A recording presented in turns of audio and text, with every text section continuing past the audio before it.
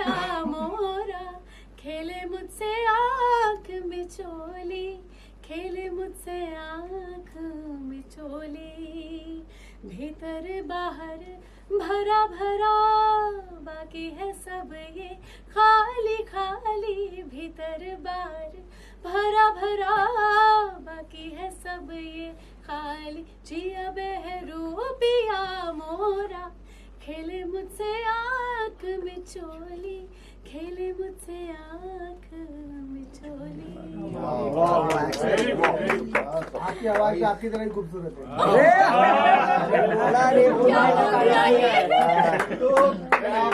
तारीफ की है। नहीं, कुतुब का कॉम्प्लीमेंट एकदम कुतुब निकला। कल यही चलेगा कुतुब बोलता नहीं मैं, लेकिन मौके पे चौका मार। हाँ बिल्कुल, क्या बात है। बताइए कुछ नहीं। क्योंकि कोविड में मेरा सफ़र बहुत अलग रहा। बीइंग अ नर्स, जैसे कि आप ये फ़ोटो देख रहे हैं, नर्स की एक फ़ोटो है मेरे इस पूरे कोलाज में। बहुत सारे रूप हैं, मेरे ही हैं। मेरी academic qualification as a nursing officer रही है दिल्ली सफदरजंग हॉस्पिटल से। और क्योंकि हम शपथ लेते हैं ऐसे में, जब भी कोई मेडिकल प्रोफेशन करता है, कि जब भी देश में किसी को भी आपत्ति होगी, कैसी भी ज़रूरत पड़ेगी, देश में सड़क पे राह चलते कहीं पर भी आम जिंदगी में, तो हम हमेशा तत्पर रहेंगे। तो वही हुआ। जब कोविड हुआ तो सभी एक्टर्स वीडियोस बना रहे थे अपने अपने तरीके से। कुछ सोनू सूद जैसे थे जो उन्होंने कई तरीके से, पैसे से और बहुत सारी चीज़ों से उन्होंने हेल्प की। और कुछ एक्टर्स घर में मैसेज दे रहे थे अच्छा। और मैं थोड़ा सिक्के के दूसरे पहलू की तरफ थी कि I was into the medical fraternity. तो मैं फ्रंटलाइन नर्सिंग ऑफिसर बतौर, मैंने ICU में काम किया है, ट्रॉमा हॉस्पिटल HBT में। मेरे लिए सफ़र थोड़ा अलग रहा, क्योंकि जहाँ पर अपने अपनों का साथ देने से डर रहे थे, अपने अपनों का साथ, मतलब बहुत एक अजीब सी स्थिति थी कि जहाँ पे बहुत ही डर था सब में, वहाँ पर मुझे लगा कि नहीं, मुझे आगे जाना चाहिए। इर्रिस्पेक्टिव ऑफ कि मैं एक एक्टर हूँ, मुझे वार्निंग दी गई कि चेहरा ख़राब हो सकता है, चीज़ें बहुत भयावह हो सकती हैं।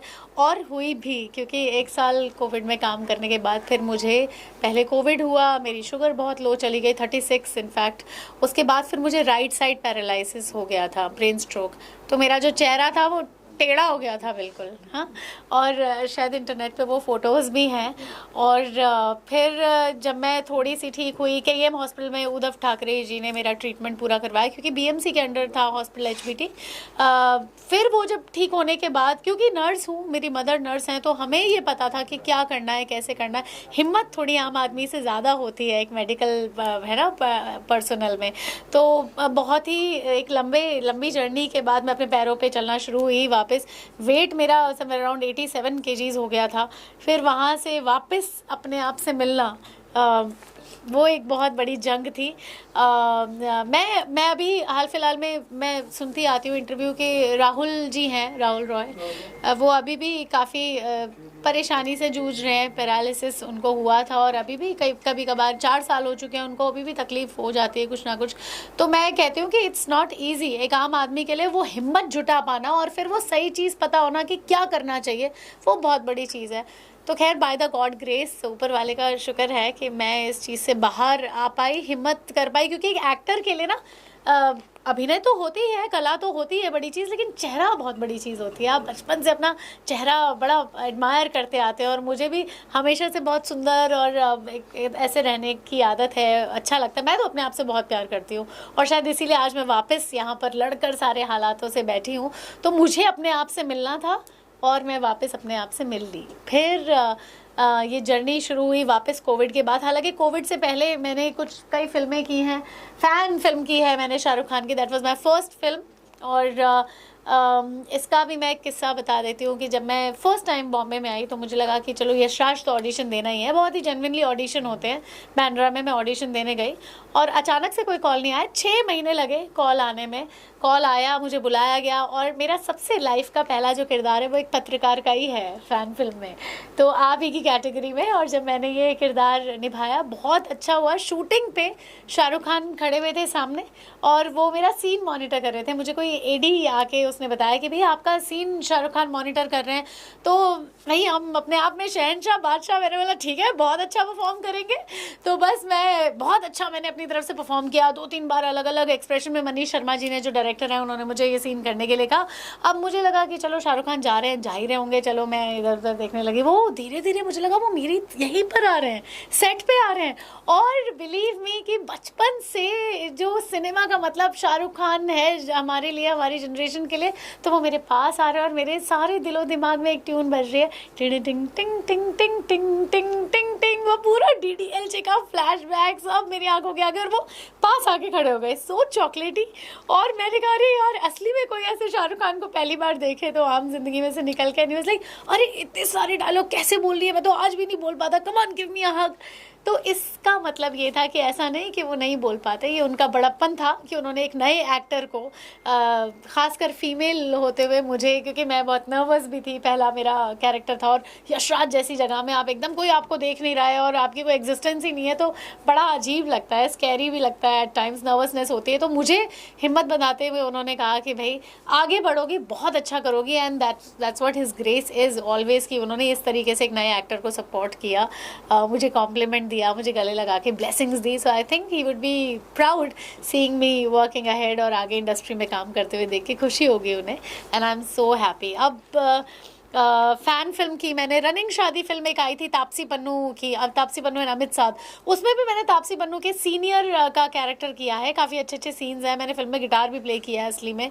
और तमिल मेरी एक फिल्म आई थी सेंटिनल, श्रीलंकन फिल्म है वो, श्रीलंका में ही रिलीज़ हुई है। तेलुगु फिल्म है जयंती, पंजाबी फिल्म है लकी कबूतर। ये सब फ़ैन और कांचली के बीच का सफ़र है, जहाँ पर मैं अलग अलग किरदार कर रही थी। अभी आने वाले समय में एक हितेन तेजवानी जी के साथ मैंने फिल्म की है, मानो या ना मानो। इट्स अ 1 आवर एक सवा घंटे की फिल्म है, वो आने वाली है। और उसमें राजीव ठाकुर भी हैं, बहुत अच्छी फिल्म है। अब आप जो कांचली के लिए मैं जानी जाती हूँ, एक ह्यूज, मतलब करोड़ों लोग इसे देख चुके हैं, it's already on a very big platform on YouTube. लेकिन री रिलीज़ क्यों? क्योंकि हर एक्टर चाहता है कि एक सिनेमैटिक एक्सपीरियंस हर फिल्म का होना चाहिए। क्योंकि मैं थिएटर एक्टर हूँ, मैंने दिल्ली में भी बचपन से थिएटर्स किए हैं, और मैं एक शास्त्रीय संगीत में निपुण हूँ, मैं ट्रेंड क्लासिकल सिंगर हूँ, कथक डांसर हूँ, वर्सेटाइल डांस स्टाइल्स में करती हूँ। तो मुझे ऐसा लगता है कि थिएटर एक्टर होते हुए लगता है कि फिल्म ना मोबाइल में, या ठीक है देखते हैं लोग OTT में, मगर सिनेमैटिक एक्सपीरियंस कुछ और ही होता है। इसीलिए मैं चाहती हूँ कि ये जो फिल्म थी ये अपने समय से थोड़ी आगे थी। इसमें जो क्लाइमैक्स है वो बहुत भारी भरकम है। कजरी अपने आप में एक बहुत बोल्ड कैरेक्टर है। क्लाइमैक्स में पूरा वो एक न्यूड सीन है which has been shot aesthetically. बहुत ही कमाल की टीम रही हमारी।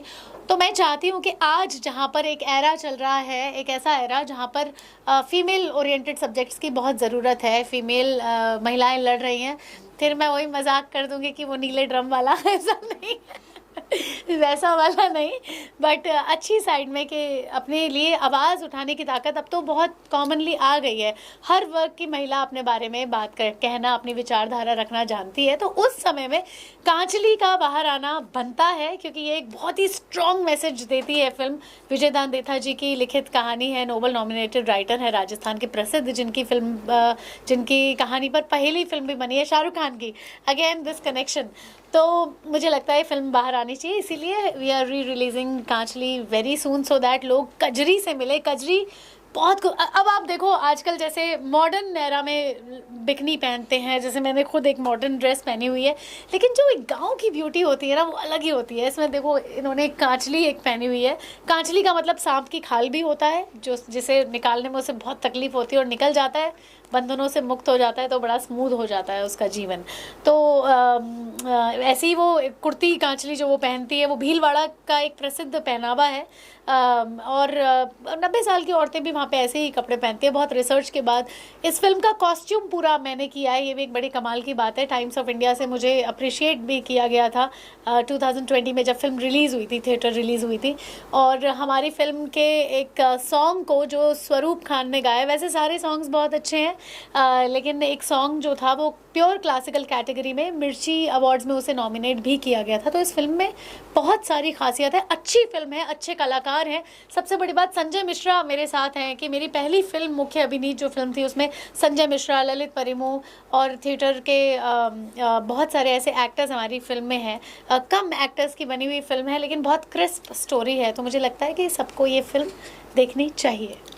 अच्छा, ये ये फिल्म का गाना आपकी जो फिल्म है, ये इसको आपने बताया ड्रम जैसे वाली बात करी आपने, ये मैसेज क्या देना चाह रही है आप? क्या मतलब इस फिल्म से क्या मैसेज होगा जो आप रिलीज कर रही हैं? देखो, हमारी फिल्म में ऐसा मैसेज क्या बिल्कुल मैसेज नहीं है? है कि पति बात ना माने तो उसे ड्रम में डाल दो, फ्रिज में बंद कर दो, नहर में बहा दो, ऐसा कुछ नहीं है। हमारी फिल्म में एक ये मैसेज है कि नारी उत्थान और नारी स्वतंत्रता की बात करती है कांचली। हमारी फिल्म में मैसेज ऐसा है कि अगर आपका पति या स्पाउस या कोई भी XYZ आपकी बात नहीं समझ पा रहा है, क्योंकि ऐसा नहीं है कि पत्नी बतौर पत्नी मुझे अपने पति से या बॉयफ्रेंड से या स्पाउस से सिर्फ गहने, गिफ्ट्स और जेवर मिल जाएं और मैं खुश रहूँगी। मैं कोई ऐसी गुड़िया थोड़ी हूँ कि सजा के शोकेस में रख दें।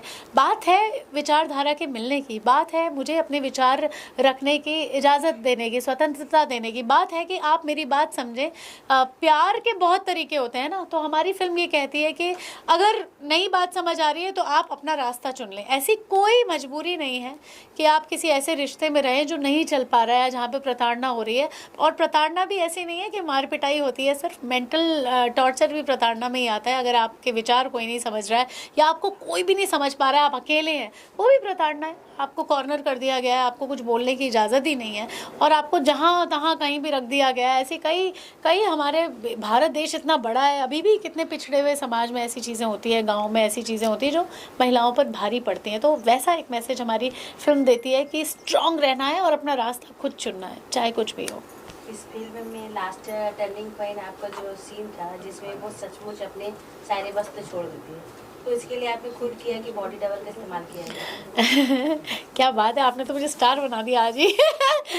तो क्या था कि फर्स्ट फिल्म थी और बॉडी डबल नहीं था, मेरा ऑप्शन भी नहीं था ऐसा मेरे पास। और मुझे ऐसा लगा कि ये फिल्म मेरे दिल के बहुत करीब है, तो मुझे ही करना है ये सीन। बहुत सारी चर्चा हुई कि बॉडी सूट पहनेंगे, कैसे करेंगे, क्योंकि वो सीन जो विजयदान देथा जी ने लिखा है वो ऐसा ही लिखा है कि वो अपनी पूरी कैंचुली उतार के और वो जा रही है। मतलब कैंचुली मतलब सिंबॉलिकल है कि बंधन, ये चूड़ी, ये नथ जो सुहाग की निशानी मानी जाती है, बोर्ड लगाते हैं माथे पे वो, तो वो कुर्ती कांचली सब उतार के जा रही है कि भाई मैं अब इस बंधन से आज़ाद हूँ, मुझे कुछ प्रताड़ना नहीं झेलनी है और मुझे प्यार चाहिए था, वो नहीं मिला और मैं अपने ही किसी रास्ते जा रही हूँ। जबकि वो गर्भवती भी दिखाई गई है उस समय। तो कोई बॉडी डबल नहीं था। और मैं आपको ये भी बताऊं कि खास बात, राजस्थान की जनवरी 1, 2, 3, 4 की तारीख में ये सीन शूट हुआ है और जो बिल्कुल ऐसे फटे ठंड होती है ना नॉर्थ की, वैसी वाली ठंड में सब लोग ऐसे जैकेट पहन के ठुर कर रहे हैं, पानी वो पहना हुआ है टोपा, और आर्टिफिशियल रेन वाले भी सब लदे हुए हैं कपड़ों में, और मैं बिल्कुल बिना कपड़ों के निर्वस्त्र होके जा रही हूँ। तो वो बहुत ही मेहनत से किया गया सीन है। कई बार मैं बेहोश हो गई, सर पे ठंडा पानी पड़ रहा है, बहुत -5 डिग्री टेम्परेचर था, क्योंकि ये शूट जो हुई थी वो झाड़ोल में हुई थी, उदयपुर से 60-65 किलोमीटर अंदर, और गाँव और खुला वैसा।